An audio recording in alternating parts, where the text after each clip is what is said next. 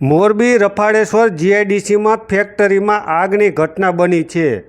અંદર નાફેડની 1.59 લાખ બોરી મગફળી હોવાનું ખુલ્યું છે।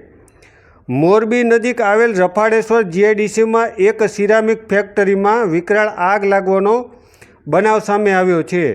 આ ફેક્ટરીની જગ્યા ગોડાઉન તરીકે મગફળી રાખવા માટે ગુજરાત વેરહાઉસ કોર્પોરેશન ભાડે રાખવા આવ્યું હોવાનું સામે આવ્યું છે।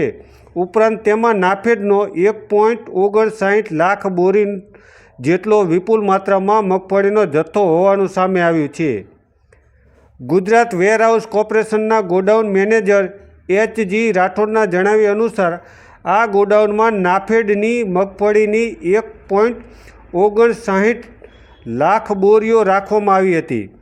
ગોડાઉનમાં ફ્યુમિગેશન દવા છાંટવાની પ્રક્રિયા કરવામાં આવી હોવાનું છેલ્લી 8 થી 10 દિવસથી ગોડાઉનના તમામ દરવાજા પેક કરી બંધ રાખવામાં આવ્યું હતું। બપોરે 1:45 વાગ્યાના આસપાસ ગોડાઉનમાંથી ધુમાડા નીકળતા આજુબાજુના લોકોને ખબર પડી હતી ને જેને લઈ તેઓએ ઘટના સ્થળે પહોંચ્યા હતા અને ફાયર બ્રિગેડને જાણ કરી હતી।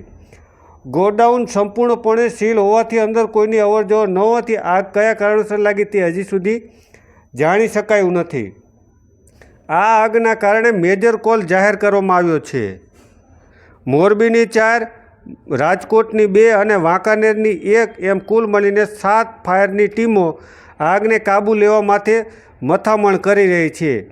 મોટાભાગની મગફળી આગમાં સ્વાહા થઈ ગઈ છે।